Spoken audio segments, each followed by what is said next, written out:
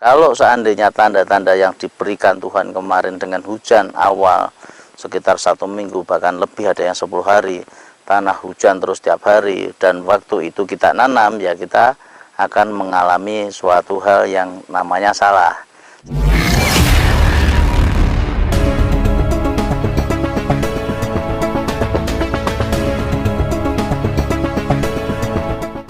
Assalamualaikum warahmatullahi wabarakatuh. Awal bulan Oktober ini mungkin pengolahan lahan, pemasangan mulsa ya udah finish ya. Hari ini di awal Oktober ini kita mulai memasukkan umbi ya ke lahan. Nah, ini dibantu teman-teman yang ada di belakang ini. Posisi ini tetap kita masih di Subang ya. Sebulan sekali mungkin saya akan ke sini untuk memantau perkembangan tanaman yang ada di sini.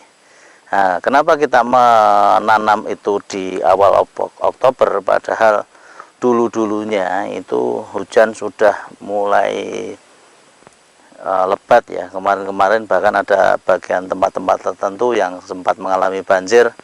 Yang jelas ya, Tuhan memberikan tanda-tanda. Di setiap kejadian itu pasti ada tanda-tandanya. Orang mau tidur itu tidak mungkin dia akan langsung tidur, tapi harus melalui proses ngantuk terlebih dahulu.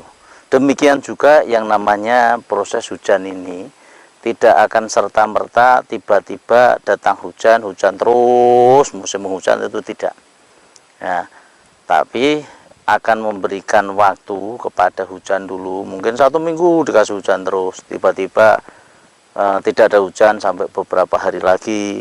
Ya, ini supaya nanti ya tanah itu tidak rusak dalam artian begitu kita kasih hujan langsung ya, karena tanah kering ya nanti terkikis dan sebagainya, longsor semakin banyak.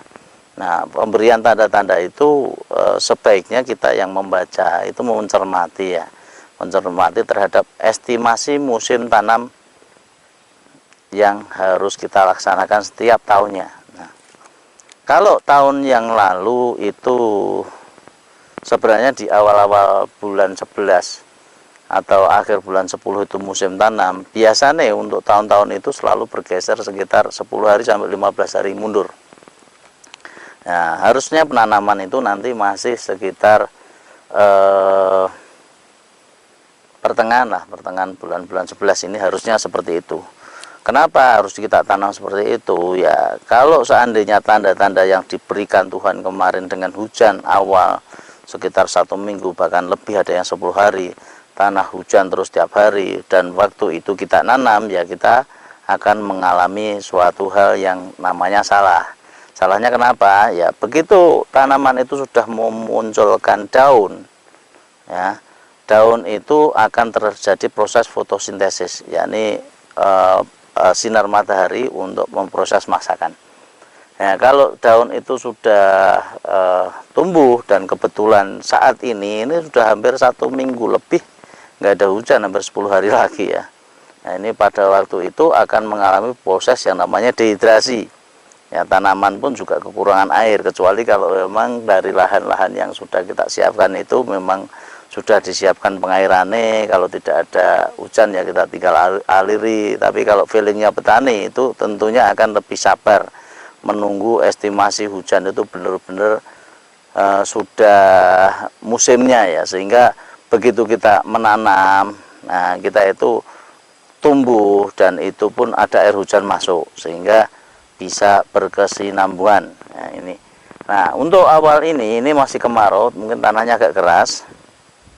Ya, kita ngelubangi itu juga kita gunakan alatnya seperti kemarin mungkin saya bikin ya, supaya nanti pelubangan lebih cepat, mudah dan lebih cepat. Dan itu, dan umbi-umbi yang kita simpan itu pada dasarnya sebagian sudah tunasnya agak yang panjang, mungkin hampir sejengkal seperti ini. Ada yang tunasnya masih sekecil ini pun. Nah, ini sudah waktunya kita masukkan. Nah, kalau seandainya udah belum ada hujan seperti ini, kita masukkan. Dan kalau seandainya kita masukkan dan waktu pertumbuhan nanti diharapkan nanti pertengahan bulan 11 ini nanti sudah mulai muncul hujan ya. Hujannya sudah stabil, tanah benar-benar basah, dan begitu tumbuh dan hujannya sudah mulai stabil, ya insya Allah untuk tanaman kita aman, ya, tidak mengalami banyak gangguan ya.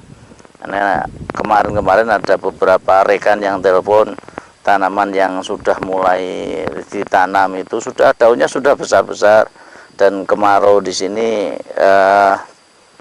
maksudnya tidak ada hujan beberapa hari sehingga tanamannya sudah mulai letoy, kekurangan air, dan situ mulai ya dampaknya nanti akan kurang baik lah, kurang baik terhadap tanaman, sehingga perlu adanya kebutuhan air itu sangat diperlukan untuk tanaman, terutama tanaman porang ini ya. Kebutuhan air, kebutuhan sinar matahari itu pengaruhnya besar sekali ya, yang dimasak dari air, proses fotosintesis untuk membuat pembesaran umbi, mengolah nutrisi-nutrisi yang ada di dalam tanah butuh sinar matahari yang cukup. Nah ini mudah-mudahan ya untuk tanaman ini nanti berhasil ya, berhasil lah. Untuk umbi-umbi yang kemarin saya cari, kemarin kemana-mana sampai saya upload di sosmed dan di YouTube pun juga sebagian saya cari, saya upload ya.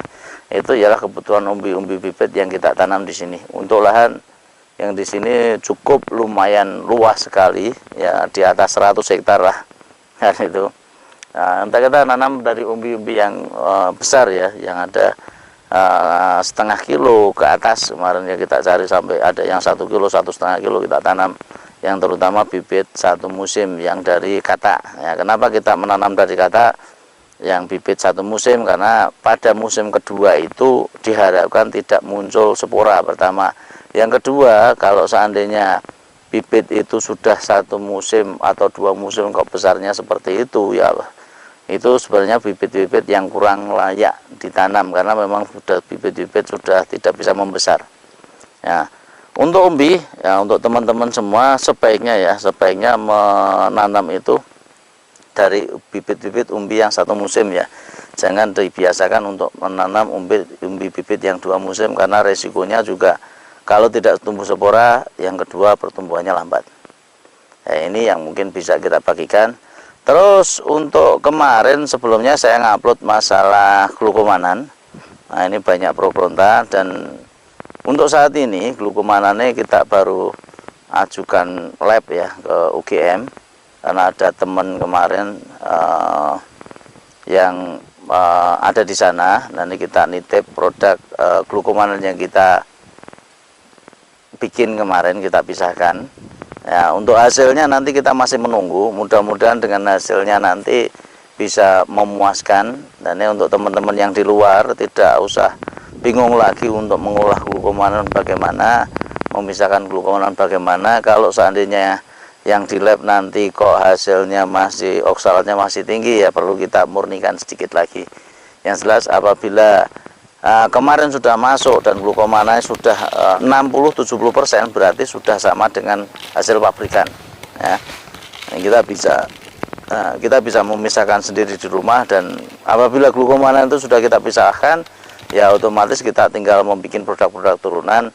Silahkan teman-teman semua berkreasi, karena pada dasarnya untuk glukomanan itu sangat baik sekali buat pengenyal ya. Kalau untuk ahli gizi ya itu perlu adanya laboratorium lagi. Nah ini untuk teman-teman bisa membuat nanti dari glukomanan itu sebagai tambahan makanan yang menyehatkan, yang sebagai pengenyal juga, yang terhadap pencernaan juga sangat bagus sekali dan awet di dalam perut ya. Mungkin bisa bikin tambahan untuk bakso, untuk bikin mie, untuk bikin ya keperluan kita semuanya. Dan ini untuk teman-teman yang sudah kreatif, ada yang membuat dari ketuk, ada yang membuat dari dawet, ada yang membuat dari keripik, ada yang membuat macam-macam lah. Ya, itu untuk bahan-bahan yang ada. Ya, semoga untuk tanaman kita yang di sini dan tanaman teman-teman semua yang di sana untuk tahun ini bisa jauh lebih bagus.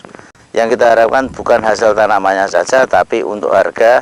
Ya mohonlah nanti untuk pabrik-pabrik mulai lebih manusiawi lah ngasih harga, karena harga kemarin memang kita anggap ya tidak manusiawi sebenarnya, tapi karena banyak orang yang kelaparan teman-teman. Begitu kemarin saya nge-share, coba nanti ditahan dulu umbinya atau mungkin paling tidak dicip ya, semuanya itu kalah dengan perut ya. mereka lapar, mereka butuh makan, mereka ada kebutuhan saat itu. Ya, tetap semangat untuk teman-teman. Mari kita bersatu supaya bisa menjaga harga, dan untuk tahun depan diharapkan untuk pabrikan ini sudah ada tanda-tanda banyak pabrik yang sudah mulai buka. Dan keduanya ialah untuk Eropa, Amerika ini cenderung untuk krisis pangan ya, karena adanya peperangan dari Rusia dan Ukraina. Nah, ini mudah-mudahan membawa secerca harapan bahwa Indonesia ini kaya dengan hasil alamnya.